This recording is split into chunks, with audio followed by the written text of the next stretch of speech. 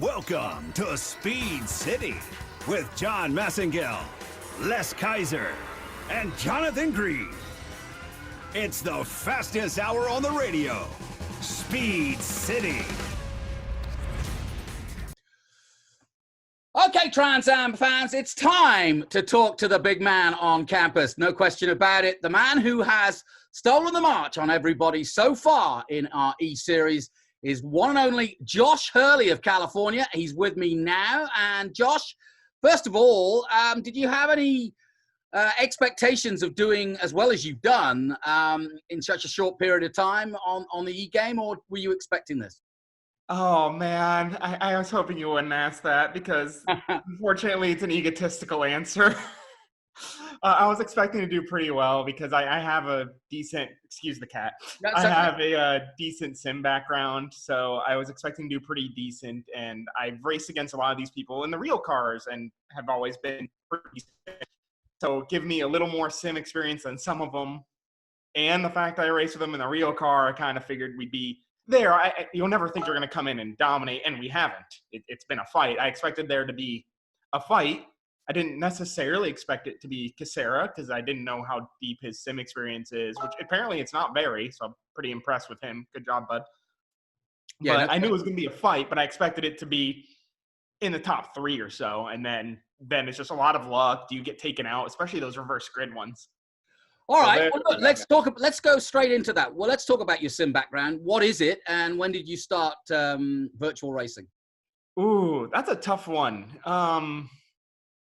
I remember while I was racing slot cars, I remember racing a NASCAR sim, but I didn't have a wheel and keyboard, or I didn't have a wheel and pedals. I had to try to drive it with a keyboard, and still one of my proudest moments was actually winning a sim race with just driving with the keyboard, which, you know, if the steering just goes instantly to full steering, no steering, and the brakes, full brakes to no brakes, and gas to no gas, that was a very busy tapping time. So I was probably 6 or 7 then, but real sim stuff with actual wheels and pedals and prop sims. My first car racing job, not go-karts, was actually as a data engineer on a DP car. Yeah. Because I knew Motec from another sim. Yeah. So they asked me, do I know Motec? I said, sure. And they asked me to demonstrate that I knew some Motecs. I'm like, yeah. Well, what cars you worked on? Well, none. So I've been around it a lot since then, even with iRacing. Like if you notice in iRacing, there's a Jetta TDI Cup car. Well, when I won the TDI Cup Championship, I brought VW and iRacing together because I knew people at both, and that's kind of around it at some extent for a long time. Though I've also taken a couple of years off at one point. When we moved, we've moved back and forth between California and Florida a bunch. So resetting up a sim, and once I got destroyed the sim, then I went for like 2 or 3 years without it. But now I'm on it. Though I'm not very good at living on it. I don't spend too long. You know, I get on there and maybe do a couple races. And truthfully, I race more NASCAR on it than anything else. Yeah. Partially because it's fixed setup. There's competitive people. You can get on there, keep the racecraft still sharp. Plus, it doesn't feel, well, I love road racing. I do, but I've been doing it for a living for a long time. So it feels like work, even on the sim. So doing NASCAR and doing something different, it's just more, I don't want to say it's more fun, but I can turn work mode off and just enjoy it instead of still having at least some work-centric part of it. Well, Josh, as you know, I've been trying to help your competitors by spilling the beans on your secrets. And I've done on social media, I talked about the fact that you talked to me about how your slot car background actually helps with spatial awareness. Tell me a little bit about that and why you think that helps you in sim racing. Yeah, in case you've never seen them, I wish I had one here. My dad has some because there's a couple of tracks here. They're about yay big, and actually, I was a factory driver in that from the ages of like 10 to 14. So I flew all around the country racing them, and just like an RC car, except without steering, you're driving these things, but you're not sitting in them. So you're going solely off of how it looks visually. You can't even really hear them because there's so many other ones. And if you go to a professional slot car race, you'll see something that looks bizarre, but it's very true. If you watch somebody's slot car and you see the car twitch, the person twitches. Because you're so focused on it, you can feel it without being in it. And that's a direct transfer to the sim because you're not sitting in the car. Slot cars, I'm not sure if you've ever seen a professional level slot car. They're the fastest accelerating wheeled vehicles. Oh, yeah, I've seen them. It's actually how Lewis Hamilton started as well. Yeah. So when I got into a go-kart for the first time, which took way too long, but, finances are finances. When I first got into a go-kart in this first time, I'm like, come on. It's in a lot of levels that are really underrated and people don't think of it. I wish there was still more of it. Well, let's hear about your rig because that's your other secret, and I'm letting all these secrets go. But the perfect pedal is what you told me is the key to your success. Tell me about your overall setup, and then let's hone down on the brake. Well, how about this? You want me to walk on in there? Because it's let's right behind do it. Let's walk on in there. Hopefully the light is decent. All right, Casera, listen up.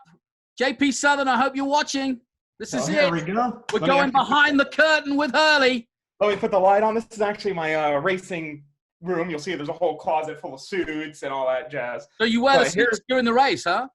No, I'm too hot for that. So let me see if I can actually get this thing aimed appropriately. Oh, yeah, man. Yeah, so you can see pretty cruddy little monitor because I knew I was going to go VR right away. Oh, okay. But not a bad little seat. And the seat, I'm one of these big believers that, tell me if I'm aimed actually down at it. The seat, I'm a big believer. I don't want to sit in a racing seat because if any of you sat in a race car, it is not the most comfortable thing. So it's like a street car seat, but then real simple looking pedals are just the same Logitech pedals everyone has with one exception. That brake is the perfect pedal. So if you ever press the Logitech pedal, you'll see like here's the Logitech brake pedal stock is like the gas pedal. You can see one finger, push it down, no problem. The brake, I can't move it. Yeah. But if I push real hard, I can move it a little bit. So it's really close to not quite Formula Car brake forces, but it's really close to what you're doing. And am I right in saying that Perfect Pedal actually were one of your sponsors at one point? So you've had a long-term relationship with them. Yeah, I've had a very long-term relationship. I raced in IMSA with them in an Audi and a little bit in a VW, and actually in the LMP for a little bit. Okay. And he's a great friend. Gary Gibson does great work. He's a sim racer as well. Okay. And it's one of his many little businesses, but he still puts them out. And if someone is looking to get into sim racing inexpensively, Perfect Pedal is my favorite recommendation because you can just take a basic Logitech inexpensive pedal set and convert it to something that's 80-20. 80% of the result, 20% of the cost versus the really high-end pedal sets. Yeah, it's interesting you say that because Mark Miller said exactly the same thing. He wasn't talking about Perfect Pedal, but he said the only piece of equipment that really matters in sim racing is the brake. Because if you can get any kind of feel, it's everything else is different, but if you can get close to what you would actually be doing brake pressure-wise in a real Trans Am car, then you've got a chance. Yeah, exactly. Because it's just so hard. Anything that's off the shelf, like a Logitech, for people who are new to this out there, it's just a really light spring. So even just resting your foot on it, like just touching it, gives you 80% brake. So it's so hard and awkward. You feel like that teenager everywhere. So it's really hard. So yeah, definitely get yourselves a Perfect Pedal. Or if you want to spend a lot more money, there's tons of other pedal sets that are really fancy that do very similar things. In fact, I might be changing pedal sets soon because my dad wants to start sim racing. So instead of buying 2 sets of pedals, I may buy a fancy set of pedals and he may get my Perfect Pedal and I may have something. It's really hard to find Logitech stuff now. All sim racing stuff is back ordered everywhere. Yeah, I know it's a problem. I got the computer, but I haven't been able to get the hardware yet. I'm waiting for all you guys to upgrade and then I'll buy your leftovers. Exactly. So that's kind of what we're doing with my dad. Not that there's anything wrong with my Perfect Pedal. I've had it since 2011 or 12. Wow. And same set. So at least it shows you how reliable it is. I haven't changed it or replaced it since. Well, Josh, tell me a little bit more about your real racing career and also what has sprung out of that, which is instruction and engineering and so on and so forth. Tell me a little bit about your background. So as mentioned, slot cars was the real start. We actually won about everything there literally was to win 2 years in a row doing that. So then it became time to, well, how do I get in a real car? So parents couldn't even afford to really help me on starting karting or anything like that. Don't get me wrong, I had a great upbringing. I never wanted for anything. They just can't afford it. So I worked at a grocery store until I could buy a go-kart, and I got very, very fortunate. I grew up in South Florida, which, if you know anything about South Florida karting, it is extremely competitive. My first race, two of the people in front of me have been IndyCar drivers. So very competitive environment, and I went to Florida Winter Tour very early in my career. My fourth race ever was actually Florida Winter Tour. For those of you who don't know that, that's a national series essentially, because we're the only place that races in the winter. And I was working out of my pickup truck and working on this go-kart and go out there for practice and qualifying. And qualifying, the team I buy stuff from is going nuts after qualifying. Like, well, what's going on? Well, I qualified on the pole. So from then on, I was a works driver for a few different go-kart companies, which worked out really well for later in my career, because I also was one of the bigger data guys in karting early. So we were very data-driven on our kart setups with a few different chassis manufacturers, and that kind of set me up. And then I got stuck in an in-between kart and car world. I also, admittedly, I wasn't the best politician early, so I didn't get a chance to try the Skip Barber karting scholarship because I didn't understand how to work those relationships early. So we really missed out on that. But after that, I worked as a data engineer on a couple cars, stuff like that. Then the TDI Cup came around, and that was my big breakthrough, because that was the deal of a century for any racing driver. It was very inexpensive to do, had full TV coverage, a documentary about it. So finding legitimate sponsorship, not just, your friend owns a company, like you actually to give a return. Mm-hmm. So I did that, and the prize package was over $250,000. Wow. So we did that. We won that. Had some very interesting politics after winning that. So it's made me a way better coach. I learned what not to do when you go to Europe on the political side. The driving side went great, but let's just say I had a big fight with a major manufacturer. So that didn't go You need so a hot. PhD to get into the politics of European racing. Yeah, especially as an American. Yeah. So yep. Lesson learned. So Yeah. Came back, ran Conti for years, actually for APR through VW. Mm-hmm. And I was with them for a long time. And unfortunately, when they started to scale back from having professionals, I wasn't the best at working the paddock. That's my thing. I'm much more engineering driven than people driven. So unfortunately, I was left holding the bag. So started doing more and more coaching. I've even coached U.S. Special Forces and Department of State people. So I have a pretty weird coaching thing where I've done all sorts of different stuff. Sorry, checking on the dog. I have to let him in because he's going to start barking at me if I don't. So we went from there. Oh, and while I was running, the cat's good. She just hangs out. While I was doing TDI Cup, I was actually a race engineer in Conti at the same time. So I was driving one series and engineering another. Yeah. So that's usually my MO. You've got, clearly, and I was talking to Carl Rydquist. I feel like a lot of you guys with engineering backgrounds really understand how the sim works and how the sort of physics works. And, you being a data man and an engineer, there's quite a lot of thought process that goes on into understanding the difference between being fast in the real world and the difference between being fast on a sim. Well, it's funny you mentioned that. I think I have to be careful with, sorry, plug in my laptop, is I overthink it really easy. Yeah. That's actually part of the reason I try to limit how much practice I do. If I just keep driving, I'll start overthinking and it gets worse. So I find that's part of the reason you see me limiting some of my practice. I find once I get the pace, I need to just stop and walk away, or I go too far down that route trying to optimize every little thing that you lose sort of, it's still a sport, you lose some of the flow. Yeah. So that's part of the reason why I run, I think, less practice than most is I find I'm really susceptible to overthinking it. So I just need to let it flow to an extent. And the way I use the data like that is once I'm at the pace where I'm comfy, if I notice that I'm trying harder and getting worse, I pull up the data to see where I was trying harder and where I need to just stop and back things up. So that's kind of my process with it. The way other people do it, I know is a lot different, but I can't overthink it or actually do worse. Tell me a little bit about the series so far. We've been to some very different circuits. I mean, Road Atlanta, Daytona, and obviously Laguna Seca. Barcelona, again, very different. And I would suppose that was a more level playing field because besides sort of Juan Manuel Correa, who got a fourth, very few of you have probably raced there. I know that Carl Reicquist did a 24-hour race there, and he got on the podium. So what have you enjoyed? What have you really liked and taken away from it?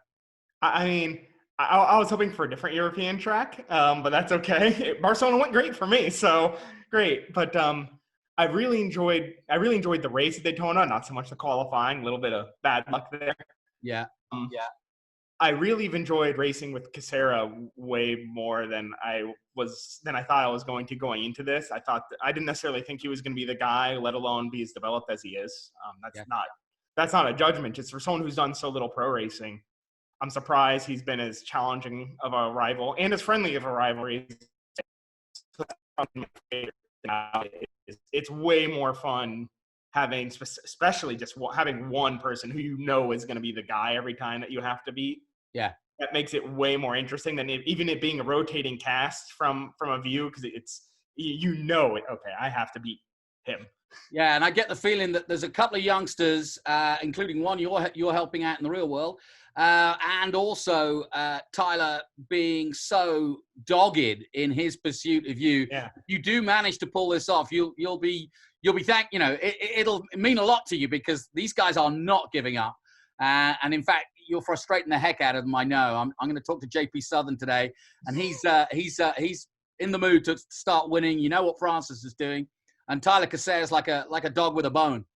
Yeah, exactly. And I've raced against Ernie in the real car a few times, and that part's actually been great. It's very similar. That it was nice. I knew what I expected, so I think he'll get more challenging. But he has such a points hole to dig.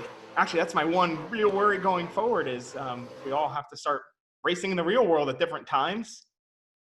I'm hoping I can make all the rounds.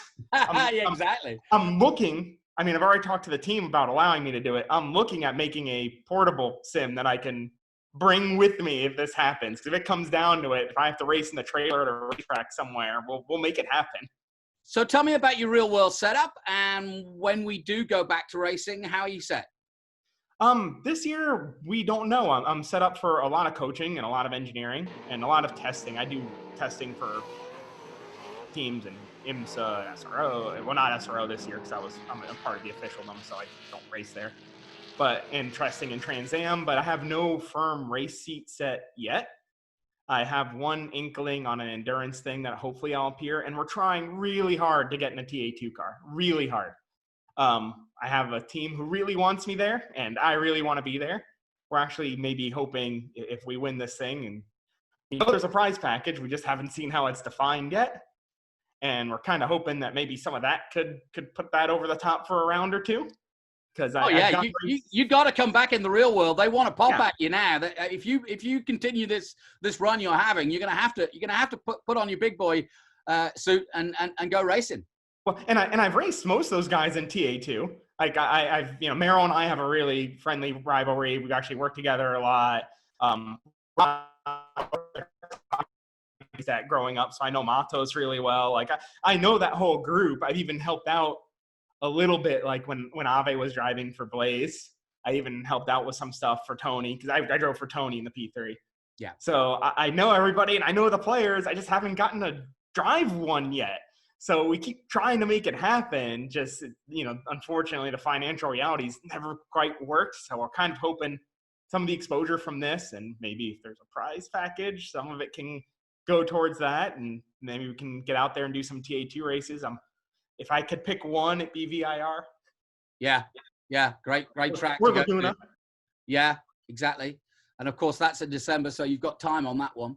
Tell me a little bit about your coaching, because that does fascinate me. So many of you guys use coaching as a way of sort of, paying the bills and, also keeping your eye in, I'm sure. But tell me about who you're coaching, because some of your rivals at the moment, you're actually in the real world coaching as well, yeah?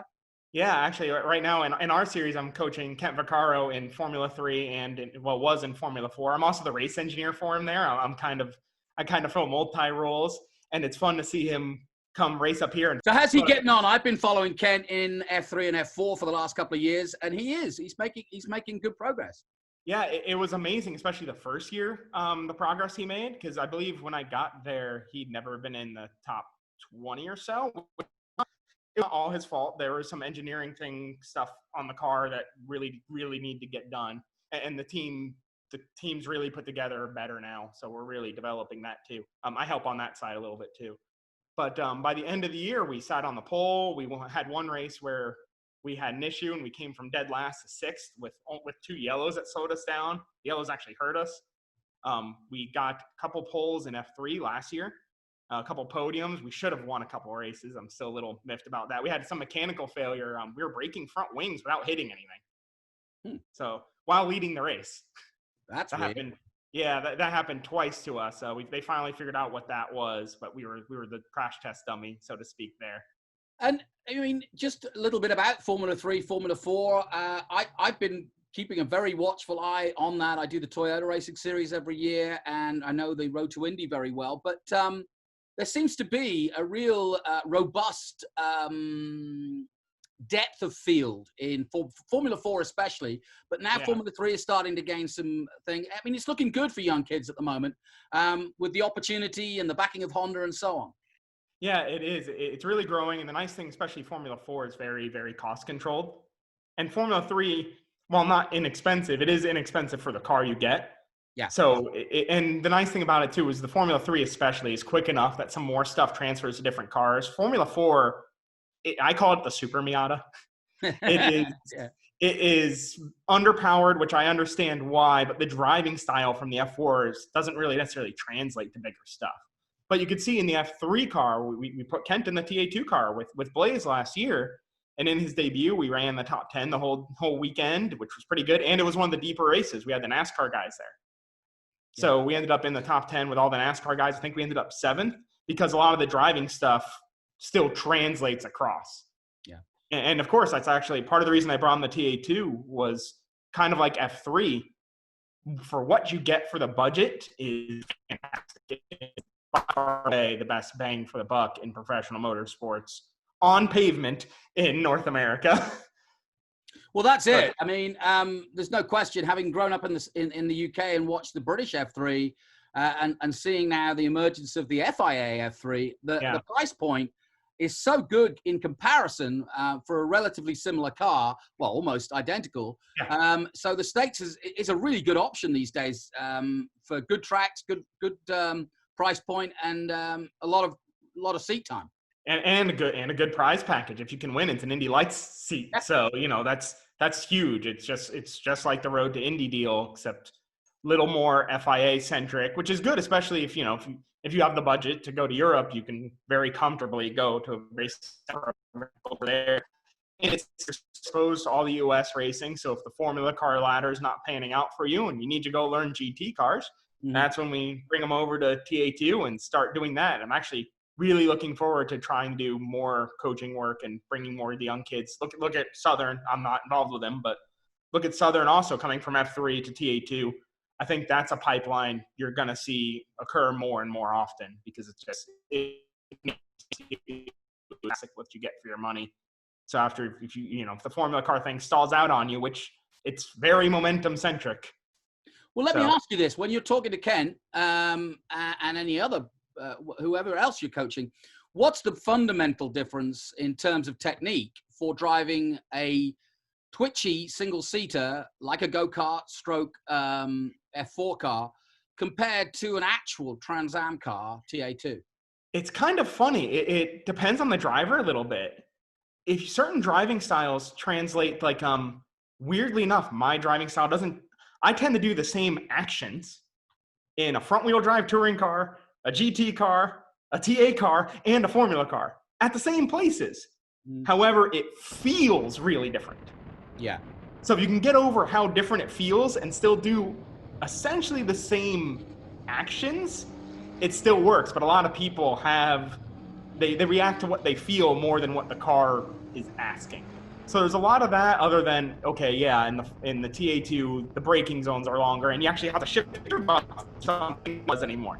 So, it's a lot of that. And then, of course, the Formula car thing stalls out on you, which it's very momentum centric. So after if you have the budget to go to Europe, you can very comfortably go to a race over there. And it's just it's very momentum centric. So but the driving styles are a lot more similar than people give credit. You still have the same tools.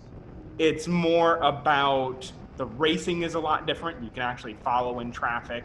Release is still the same. A lot of the stuff, physics don't change just because the car is heavier. It just changes the timing of everything. Yeah. So it's more about the timing change than actually about a giant technique difference, and getting comfortable with how different it's going to feel. That, and the one other thing, it's more of the TA tire. The TA2 and the chassis. The TA2, you need to be comfortable with the car moving around more. Not just laterally, but it constantly just kind of moves around, and that's okay. Where if you feel that going on in the Formula car, you're about to have a giant accident. So it's getting comfortable that, it's going to move. Yeah, you think you're pushing, but no, it needs to be moving more. Push harder. Now, listen, Josh, at this point, I feel I should warn you because I didn't want to stop you in mid-flow, but a rather large-ish tiger crawled just behind you on the couch. And Tiger King and everything. There's all sorts of things going on at the moment. I worry about, round 5 of the championship. I just want you aware you have a tiger in your house. Yeah, we have our little house. We call her the house lion because there's a documentary called Lion in Your House that we just watched, actually. So she's our little house lion, and the dog, though she hates the dog. The dog loves her. She hates the dog. Fortunately, I don't know how this happened. They both seem to know when I'm on the sim, they leave me alone. I've only had the cat cause 1 crash in like 10 years. So let's talk about the future. You've got a weekend off, but you're not going to take a weekend off. And again, I'm trying to give hope to your competitors. You've got a maybe niggling injury? Yeah, hopefully I don't make it worse. But we have this weekend off. We're not racing, though we are racing in Trans Am next weekend at Riverside, which I'm super excited. But still and doing nothing. There's a socially distant dirt car race in my hometown, and I race micro sprints and trying to race real sprint cars and stuff on the side because I like racing everything. I think the more different things you race, the better you get. And not gonna lie, I've fallen in love with the dirt oval side of things. It's so much different, and there's so much to learn. So I've been slamming getting the car together, but unfortunately, maybe I'm getting old. I woke up yesterday and my neck and back hurt a little bit. So I did the responsible thing and made sure to work on the dirt car for 10 to 12 hours. And that did not help it. No. It was much worse. I couldn't really walk so well yesterday. Today I'm able to get up and around, and there's one good sign. I texted my dirt car crew chief, his name is Chris, texted him saying, well, I hurt myself, I think, but only one thing makes it feel better. For some reason, like I drove my wife to work today. When I turn left, everything feels better. So seeing I'm about to go on an oval race. Perfect. Exactly. So turning right really doesn't feel good right now, but I can turn left with the best of them. So hopefully, if Kenseth doesn't turn out to be a good replacement, you've got a chance. Yeah. Oh yeah. Exactly. I would kill to get in a stock car. I really want to give that a go too. But yeah, we're gonna go race with those dirt car boys, and we're starting to get pretty competitive. We actually led, I think, 3 of our last 4. But there's one thing in motorsports I can't do well. I'm not a good mechanic. Right. So we suffered mechanical failures every one of the races we led. Oh gosh, that's no fun. So we're getting there, especially considering we're only 10 races in, but we're getting there. So what about Riverside makes you so excited? I know it's a classic, but what particularly? I've never been there. Right. That's the best part. I mean, it's so rare to get to drive something you've never driven before, at least once you've raced and road racing for as long as I now. That it's just refreshing to do something different and something old school and not another Tilcadrome. Sorry, don't love them. That was part of the reason why I wasn't particularly Barcelona excited. It's a great test track, and actually it was fun to drive, but the racing on it's hard for our cars. Yeah. And it's nice to go, we have this great tool where we can relive the past a little bit. And I think that would be really fun. Now, what I really want Trans Am to do, if you guys are hearing this, Mr. Claggett, let's do a classic car and a classic track for a finale. Well, I don't think it's beyond the realms of possibility. I know that they're looking into it, and I know that the tentacles of Talk Motorsport have that within their powers. So I think we keep pushing that agenda because I'm right with you on that.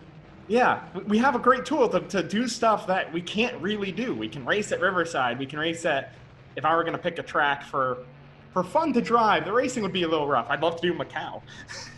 Yeah, well, you're talking to the official Macau commentator here, so I'm ready for that. I know those corners very well. And one of my good racing buddies has qualified on pole at Macau, so I can get some info there. Kevin Gleason. Well, Kevin Gleason qualified on pole there in the TCR car. I did the race. Yeah, we were teammates at APR for years, so, maybe I can get a little info out of him. But yeah, That's interesting. What is Kevin doing now? Because I did 2 years of his TCR Asia Championship, and he was the lone American out there in Asia, and I didn't know him per se, but, obviously talking about him, it was exciting to have somebody from the States to kind of compare how Asia racing was coming forward. He did a little bit of a World Touring Car. He actually, I think his last race he ever did, he got a podium in World Touring Car in the Lada, which is a phrase that very few people get to say. Podium, Lada, and World Touring Car is a very unusual sentence. Yep. And an American on an FIA podium. Yes. But I think after that, just he was really hoping when they did the World Touring Car to the TCR switch, since he'd won in TCR and in World Touring Car, he was hoping he'd get a manufacturer seat, and it just didn't work out. And I think he's back working a normal job, which hopefully he's happy. I haven't spoken to him in a little while, but I think that's really what stopped it. But I really tried hard to get in that TCR thing. That's a really, really neat series. I hope it keeps growing. Hopefully this COVID thing doesn't hurt it too much. Yeah.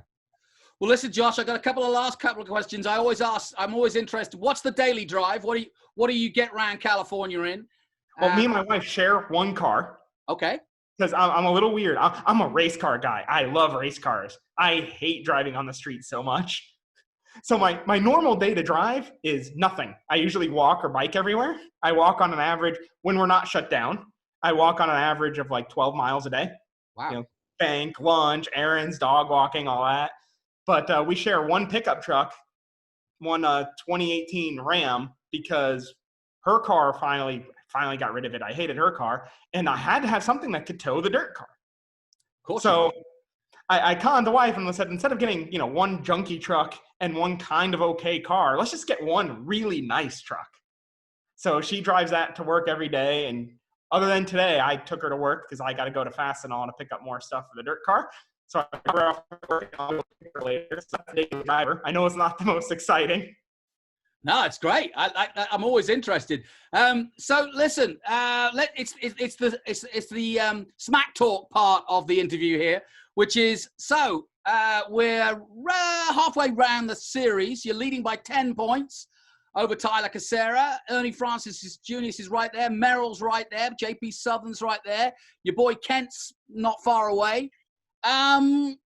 What do you feel? What's your message for the second half of the season? Dear Lord, let me survive the reverse grid races. Well, you and Tyler have done. I think that's been the key to the championship, is the fact that you're both willing to push hard to get into a position of, in the reverse grid to pick up points, but you're not over trying it. Well, it's kind of funny. I'm being more aggressive than I want to be. Right. Partially because if you look at the way it's worked out now, when it's out now, it's kind of become a little bit of a 2-horse race because Ernie has enough of a hurdle to overcome. I think we have so once you get farther back, once you get beyond like 5th or 6th, it's only 1 point per position. Yeah.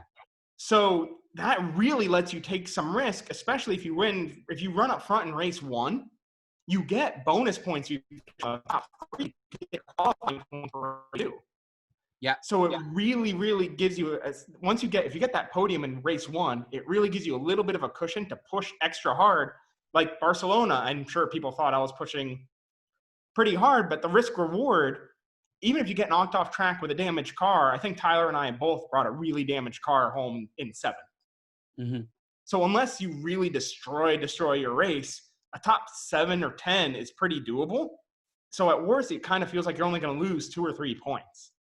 So you have to go out there and get every point you can, because that's what he's going to do. Because even if you get crashed out, he's not going to lose so many points. Like you crashed at Atlanta, 7. Tyler and I apparently touched, at Daytona, and he still finished 5th. So no one falls down that far. So you really have to push through it and really take the risk, because he can just accumulate points if you're going forward. You can't just do what I would have liked to do. I was hoping you could just mellow out, take that 7th or 8th, but it's so close, and the risk is so relatively low because the cars don't get totally destroyed, that you have to just keep pushing and getting every little point. It's where I'd rather try to make that pass and get 2 points on Tyler, because at worst I'm going to lose 1. Yeah. So like at Barcelona, I took it wasn't even a risky pass. I'm still a little upset. Around the outside of Montoya, I think he turned right on the exit, just saying. But the risk was I would lose like 1 spot to Tyler, or maybe 2, so 2 points. But if I got by him, I could have left him in that pack, and I think I could have gotten 2 more cars. So I'm risking 1 point to get 2 or 3. Well, you know, the truth of that story is, I mean, I remember the incident you're talking about, and he was trying to be as wide as he possibly could and as dogged as he possibly could not to let you by. But I've got a feeling his coach, you may have heard of him, was right behind him in that sim, because they'd just done another sim race. So a certain Juan Pablo may well have been the reason why he couldn't get past young Sebastian so quickly. I know him. We have the same attorney. Juan's attorneys helped me out a lot when I was racing in Europe and stuff, because with South Florida karting, it's very IndyCar centric. So I've in fact, my first go-kart race ever, I qualified behind Juan's little brother. So I know, I'm like, okay, he's gonna race. You know, I expected the very robust defense. I'm not even upset about that. Defend European style. I grew up racing with Brazilians. Let's bring it on. Yeah. No problem. I know they're Colombian, but that's South American racing style. Yes, exactly. Bring it on. I'm fine with that. Just the I don't know if it was a mistake. It could have been netcode. But the turning right, that part, still a little upset about. Really, I get that was totally expected. That's actually one of the big challenges we have right now, I think Tyler and I face, is we have a very large influx of the Formula Car kids. Yeah. And some of them aren't necessarily in the points battle. Right. And they're racing us, it feels like, a little extra hard, because they know we have something to lose and they don't. Well, I interviewed Juan Manuel Correa, and really impressive to see him getting back into racing after that horrific injury. But his 4th place in race 1, he is racing with just his left leg. Yeah. And I'm guessing a throttle on the hand? No. Oh, he's using just one leg on both? Yeah. Wow, that's super impressive. Yep. Now I kind of want to try it. Well, he's looking at various other things, and obviously Wickens has the sort of the two-sided ones. But yeah, it's each to his own. But I stupidly said, "Are you going to go?" So now you've got your left foot dialed in, are you going to change the pedals on your real racing car? And he said, "Nah, I don't think so." Yeah, that's super impressive. He blew me away with how good he was, which shouldn't be that surprising. He has a lot of experience and probably decent sim experience too. But I did not know he was only left legging it. Though if I had to pick one foot, I think that's the one I'd pick. That said, I'm weird-handedness, so. Sure. Everything that's full limb, like I throw right-handed, but I right-left. So I'm a little. Well, Josh, as you know, we've got, I think, somewhere in the region of 20 grand's worth of prizes to give out at Laguna Seca in December. And there's also a real-world Trigon Trophy up for grabs. So that'll look good on the mantelpiece. It would. I still have to get my ones from Florida. All my other ones are still in the in-laws' house. But that would look really good up there. But I think the prize package might be more interesting, because maybe we can make a win in the sim, win in real world thing happen. Now we're talking. Okay, I like the way you're talking. That's what want to happen. Well, you put it out there into the ether. Yeah, come on, John, help us out, make it happen. There you go. Well, listen, Josh, you're doing a great job. It's very entertaining watching you and Tyler go head to head. I hope it continues. Stay safe and look after the dogs and cats. And we will see you at the next round 5. Yeah, I can't wait. Hopefully the race this weekend goes well too. Hopefully we can do as well in the dirt as we're doing in the sim. Yes, good luck with the dirt practice. Turn left so you won't hurt yourself, because that's where it doesn't hurt. And so I like that. That's a good, yeah. Yeah, hopefully we'll keep the Riverside down. What could go wrong? Well, last time I did end up upside down directly in front of my crew. Oh, that's not good. And dirt racing, that happens. Yeah, true. Well, listen, Josh, thanks so much for spending some time with us. We'll get this out, and we will see you in action next time round. That sounds great. See you then. Thanks, Josh.